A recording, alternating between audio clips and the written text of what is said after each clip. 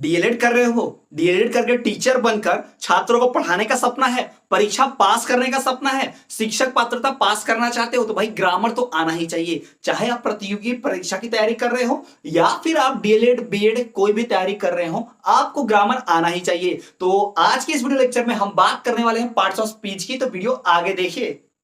Hello students, मेरा नाम है विश्वकर्मा और स्वागत है आपका हमारे चैनल स्टडी क्लास पे, जहां आज हम बात करने वाले हैं डीएलएड के ग्रामर की। जी हां, डीएलएड का प्रोफिशिएंट इंग्लिश यूनिट 5 का फर्स्ट ईयर और सेकंड ईयर दोनों में आता है पार्ट्स ऑफ स्पीच 5 नंबर के लिए, वही हम कंटिन्यू करने वाले हैं। जी हां, इंग्लिश ग्रामर की पूरी एक सीरीज है चैनल पर, प्लेलिस्ट आप देख लीजिए। बाकी की वीडियोस नहीं देखे तो जाके वो भी देख लो, फिर इस वीडियो को कंटिन्यू करो। और देख ली है तो इस वीडियो में हम देखेंगे कि पार्ट्स ऑफ स्पीच क्या होते हैं। इसके पहले की वीडियो हमने नाउन, प्रोनाउन, एडजेक्टिव की बात कर ली है और आज की वीडियो में हम बात करेंगे वर्ब की, एडवर्ब की और प्रीपोजिशन की। इन तीनों की बात करेंगे। फिर अगला वीडियो आएगा जिसपे हम इंटरजेक्शन और कंजंक्शन की बात करेंगे, सेपरेट टॉपिक सेपरेट वीडियो, क्योंकि उसमें बड़ी वीडियोस हैं। ठीक है, तो ये जो टॉपिक्स है बहुत डिटेल में है। आप चाहे डीएड कर रहे हो, आप चाहे बीएड कर रहे हो, आप चाहे रेलवे, चाहे बैंकिंग, यूपीएससी, भाई कोई भी परीक्षा की तैयारी कर रहे हो, अगर उसमें ग्रामर का सेक्शन है 10वीं 12वीं ही क्यों ना हो, आपको भाई पार्ट्स ऑफ स्पीच आएगा गारंटी के साथ। पार्ट्स ऑफ स्पीच आता ही आता है। तो आज की वीडियो हम यही जानेंगे। वीडियो एंड तक देखना, पूरा स्किप मत करना, क्योंकि वीडियो पूरा देखोगे तो ही पूरा अच्छे से समझ में आएगा। साथ ही साथ अगर आप चैनल पर नए हो तो भाई हमारे चैनल की प्लेलिस्ट चेक करो, आपको प्लेलिस्ट में सारे वीडियोस मिलेंगे डीएड के। जी हां, साथ ही साथ ग्रामर का भी सीरीज मिल जाएगा, क्वेश्चन पेपर का रिव्यू भी मिलेगा, एमसीक्यूज का भी मिलेगा, हर सब्जेक्ट का हर यूनिट का अलग वीडियो भी मिल जाएगा। साथ ही साथ चैनल पर नए हैं तो चैनल को भाई सब्सक्राइब कर दीजिए, बेल नोटिफिकेशन ऑल पर रख दीजिए। सब्सक्राइब किया है तो बेल नोटिफिकेशन जरूर ऑल पर रखो, ताकि जब भी कोई नई वीडियो आऊं तो वीडियो सबसे पहले आपको मिल जाए। तो चलिए शुरू करते हैं और देखते हैं पार्ट्स ऑफ स्पीच की, जिसपे हमने ऑलरेडी नाउन, प्रोनाउन, एडजेक्टिव की बात कर ली है। और आज की इस वीडियो में हम बात करेंगे वर्ब, एडवर्ब और प्रीपोजिशन की। तो चलिए शुरू करते हैं बिना समय गंवाए वर्ब से। वर्ब यानी होता है क्रिया, आप सभी जानते होंगे, नहीं जानते तो भाई सुन लो। वर्ब मतलब होता है क्रिया, कोई भी काम, कोई भी एक्टिविटी हम जो करते हैं उसे क्रिया कहते हैं, प्रिया नहीं भाई, क्रिया, क्रिया वर्ब। हाँ, तो वर्ब का मतलब होता है कोई भी काम, जो भी एक्टिविटी या काम हम करते हैं उसे क्या कहते हैं भाई, क्रिया कहते हैं। काम और एक्टिविटी जो भी होगी उसे क्रिया कहेंगे। जैसे मैं बोल रहा हूं तो बोलना मतलब स्पीक, तो क्रिया है।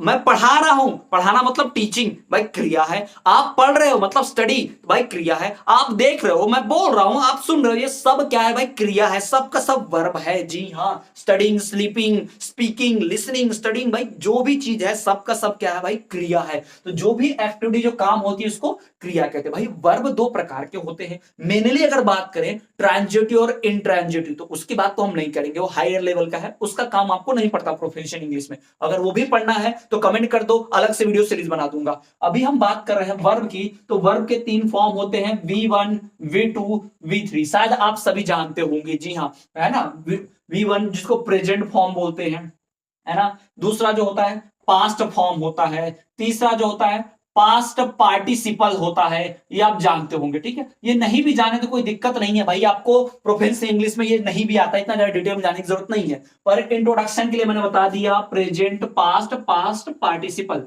जैसे कि आई स्पीक, मैंने बोला, आई स्पीक मैं बोलता हूं, स्पीक, स्पोक, स्पोकन। भाई 3 फॉर्म होते हैं वर्ब के, है ना। स्पीक यानी कि बोलना, स्पोक बोल चुका, स्पोकन।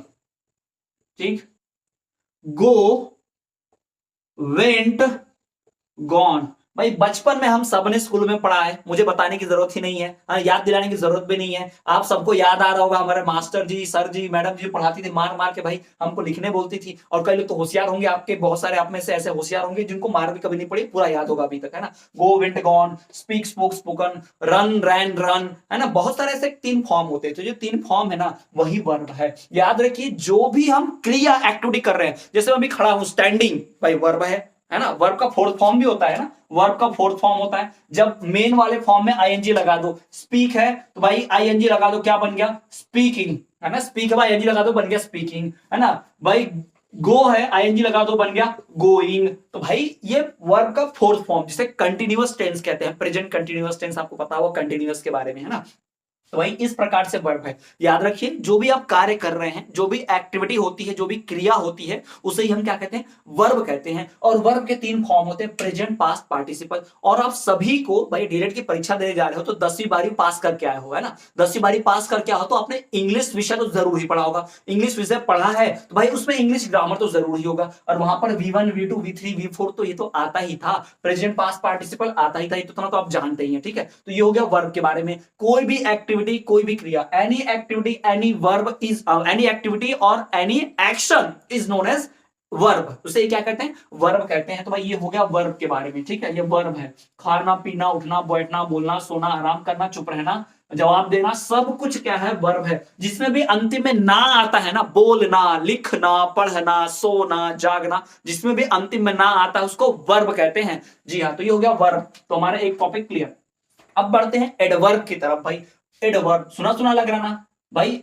वर्ब में जब कुछ ऐड होता है ना तो उसको एडवर्ब कहते हैं। जब हमने इसके पहले टॉपिक पढ़ा था एडजेक्टिव, नाउन प्रोनाउन की क्वालिटी, नाउन प्रोनाउन की खासियत बताए तो उसको हम एडजेक्टिव बोलते थे, लेकिन वर्ब की खासियत बताए तो एडवर्ब। जैसे कि मैं आपको यहां पर एग्जांपल देता हूं, he runs fast, Ram is running faster, Ram is running faster, he speaks good English,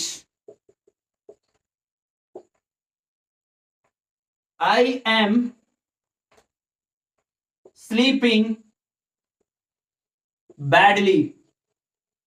अब मुझे एक बात बताओ भाई, मैंने अभी जस्ट आपको बताया, अभी बताया, कान खोलकर सुनो, ध्यान से सुनो, अभी बताया मैंने कि भाई जब वर्ब की खासियत बताई कोई चीज, उसको एडवर्ब कहते हैं। वर्ब में ऐड होना, यही तो एडवर्ब है।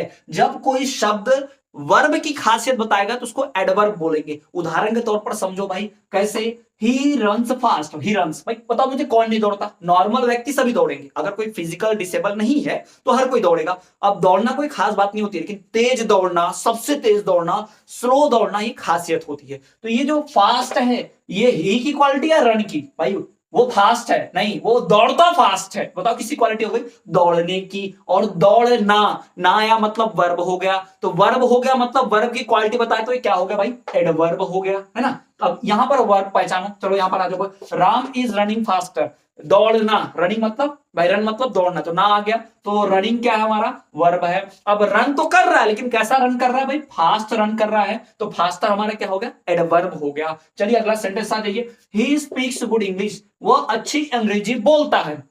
बोलना, स्पीक्स हमारा वर्ब है भाई, स्पीक्स वर्ब है, तो स्पीक की क्वालिटी क्या है भाई, इंग्लिश को भी बोल लेगा, इंग्लिश इंग्लिश इंग्लिश इंग्लिश, नहीं सॉरी मजाक कर रहा हूं, इंग्लिश को भी बोल लेता है, मतलब खराब इंग्लिश, बैड इंग्लिश, टूटी फूटी इंग्लिश, ऐसे इंग्लिश को भी बोल लेता है, इंग्लिश के सेंटेंस। लेकिन हर कोई गुड इंग्लिश बोल पाता है क्या, नहीं। तो ये गुड जो है किसी क्वालिटी है, स्पीक की क्वालिटी है, अच्छा बोलना, बोलना सबको आता है, एक छोटा बच्चा भी देखो बोलेगा, भेड़ बकरी भी बोलते हैं, कुछ ना कुछ आवाज निकालते हैं ना, लेकिन हर कोई अच्छी इंग्लिश बोलता है क्या, नहीं। तो ये स्पीक की क्वालिटी है गुड, तो ये हमारे लिए गुड क्या हो गया, यहाँ पर एडवर्ब हो गया। अब देखिए यहाँ पर, आई एम स्लीपिंग बैडली, मैं बुरे तरीके से सोता हूं, इधर टांग रहती है और इधर हाथ रहता है, बड़ा बुरी तरीके से सोता हूं मैं, तो भाई आई एम स्लीपिंग बैडली। तो भाई स्लीपिंग, सोना, ना आया तो ये हमारा वर्ब हो गया। जिस भी चीज में ना वो वर्ब होता है, तो भाई वर्ब की क्वालिटी बुरे तरीके से, हर कोई बुरे तरीके से थोड़ी सोता है, मैं बुरे तरीके से सोता हूं, आप थोड़ी सोते होंगे, आप तो सभ्य लोग हैं, अच्छे से सोते होंगे। तो भाई मैं बैडली सोता हूं, तो ये जो बैडली है ये किसी क्वालिटी है, स्लीपिंग की, तो यहां पर ये स्लीपिंग जो शब्द है ये क्या हो गया, एडवर्ब हो गया, ठीक है। ये बैडली जो है स्लीपिंग का क्वालिटी है, तो बैडली, सॉरी माफ कीजिएगा, बैडली जो है वो एडवर्ब हो गया। यहां पे भाई क्या एडवर्ब था, फास्ट या फास्टर, यहाँ पे गुड और यहाँ पे बैडली। तो ये जो शब्द है ना, ये सब क्या कर रहे हैं, वर्ब की क्वालिटी बता रहे हैं, तो इन्हें हम क्या बोलेंगे, एडवर्ब। वर्ब में ऐड करना, वर्ब की खासियत बताना, क्या बोलेंगे उसको, adverb. The word which shows the quality of verb is known as adverb. ऐसा वर्ड जो वर्ब की क्वालिटी बताए, वर्ब की खासियत बताए, उसको क्या बोलते हैं भाई, एडवर्ब बोलते हैं। क्या कहते हैं उसे, एडवर्ब कहते हैं। तो ये हो गया हमारा भाई एडवर्ब, हो गया हमारा एडजेक्टिव, वर्ब और एडवर्ब। तो यहां पर हमने दो टॉपिक क्लियर कर लिए भाई, वर्ब और एडवर्ब के। चलिए अब बढ़ते हैं तीसरे टॉपिक की ओर, जिसका नाम है प्रीपोजिशन। क्या नाम है भाई इस टॉपिक का, प्रीपोजिशन। चलो प्रीपोजिशन की ओर बढ़ते हैं। प्रीपोजिशन भाई अंग्रेजी में शब्दों का बड़ा महत्व है, खासकर अंग्रेजी ग्रामर में, ठीक है। प्री पोजीशन, दो शब्द से मिलकर बना है। पोजीशन मतलब होता है भाई स्थान, है ना, आपको पता हो ना, पोजीशन मतलब स्थान, और प्री का मतलब होता है पहले, तो पहले स्थान पर भाई जिस भी चीज की, जैसे मैं छोटा सा बात बताऊं आपको, जैसे मैंने कहा, मैं आपको बोलता हूं जैसे पेन है, अभी पेन मेरे हाथ में है, तो अब बताओ the pen is on my hands, मेरे हाथ पे है या मेरे हाथ में है, बताओ तो जरा। आप बोलोगे आपके हाथ में है सर, है ना, हाथ में है, मतलब इन माई हैंड्स बोलूंगा ना मैं, in my hand, the pen is in my hands, पेन मेरे हाथों में है, the pen is in my hands. मुझे बताओ तो भाई कौन से शब्द ने आपको बताया कि ये पेन कहां पर है, मेरे हाथ में है, लेकिन कौन से शब्द ने बताया भाई, इन शब्द ने बताया, और ये इन जो है हाथ के पहले आया था। पोजीशन, पोजीशन क्या है, हाथ, और पोजीशन के पहले मतलब प्री, देखो ना भाई, प्री पोजीशन, तो ऐसा शब्द जो पोजीशन के पहले आता है उसको हम कहते हैं प्री पोजीशन, वही तो हमारी जगह बताता है सही, वही हमारी पोजीशन बताता है। The pen is in my hands, ठीक है। अभी बाल देखो, ये जो बाल मेरे दिख रहे हैं, मेरी जुल्फे जो दिख रही है आपको, ये खूबसूरत जुल्फे जो है, ये मेरे सर के अंदर है या मेरे सर के ऊपर है। हेयर्स भाई, बाल, हेयर्स आर, भाई हेयर्स बोला मतलब प्लूरल, एक से ज्यादा, तो एक से ज्यादा के लिए आर लगाते भाई, इज नहीं लगाते, है ना, एम भी नहीं लगाए, एम तो आई के लिए लगाते हैं, तो hairs are over my heads, over my head, ठीक है, over my head, hairs are over my head, ये जो बाल है मेरे सर पर है, लेकिन मैं बताऊं भाई सेंटेंस गलत हो गया, बताऊं क्यों, क्योंकि ओवर नहीं लगता, यहां पर क्या लगना चाहिए, ऑन। अब मैं बताता हूं ऑन और ओवर का मतलब, थोड़ा समझो ऑन और ओवर का मतलब। तो मुझे एक बात बताओ, ये जो स्काई है, आसमान, ये कहां है, हमारे सर पे है कि सर के ऊपर है, हमारे सर के ऊपर है, सर पे नहीं। तो जो चीज हमारे चीज के ऊपर होता है, के ऊपर होता है, उसको ओवर बोलते हैं, क्या बोलते हैं, ओवर। अब मैं बोलूंगा the fan is on my head, मेरे सर पे रखा है फैन, नहीं, मेरे सर के ऊपर लगा है, तो fan is over the head, तो सर के ऊपर है पंखा, क्योंकि सर से दूर है, चिपक के नहीं है। स्काई की बात करेंगे, आसमान की, sky is over our head, भाई हमारे सर के ऊपर आसमान है, सर पे थोड़ी रखा है, सर के ऊपर है, तो उसके लिए क्या लगाएंगे, over. The bridge is on the river या over the river, over the river, भाई पुल से चिपक के थोड़ी पानी है, भाई पुल ऊपर बना हुआ, पानी से दूर बना हुआ है, तो ओवर द ब्रिज आएगा, ठीक है। और जो चीज हमसे से टच होकर रहती है, जैसे हेयर, हेयर भाई मेरे सर के ऊपर नहीं है, मेरे सर से चिपक कर है, तो ऑन द हेड बोलूंगा, ओवर द हेड नहीं। ये जो टी शर्ट है, ये मेरे बॉडी, ऑन द बॉडी बोलूंगा या ओवर द बॉडी बोलूंगा, on the body, the T shirt is on my body, ये जो टी शर्ट है मेरे शरीर पर है, शरीर पर है भाई, शरीर के ऊपर नहीं है, शरीर पर है, ठीक है, इस बात को ध्यान में रखिए।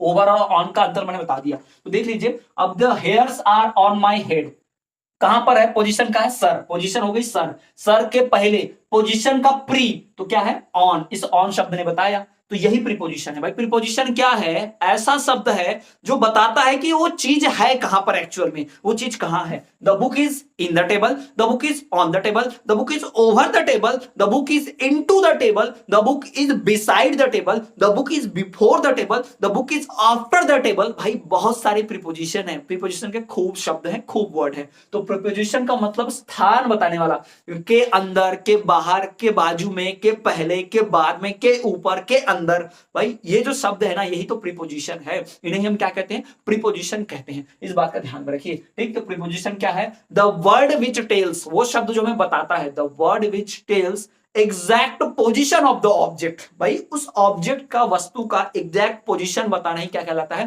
प्रीपोजिशन कहलाता है। वस्तु का, वर्ड का, किसी भी चीज का सही पोजीशन बताना प्रीपोजिशन कहलाता है। और इस पोजीशन के पहले लगता है हमेशा the hairs are head on my, भाई जम रहा के सेंटेंस नहीं जम रहा ना, अजीब लग रहा है ना, क्योंकि भाई ये पहले आता है ना, बाद में थोड़ी, मैंने ऑन को बाद में बोला तो नहीं जमा, हमेशा प्री मतलब पहले आएगा, इसलिए तो नाम ही इसका प्रीपोजिशन है भाई, स्थान के पहले आएगा, ठीक है। तो ये होगा भाई प्रीपोजिशन।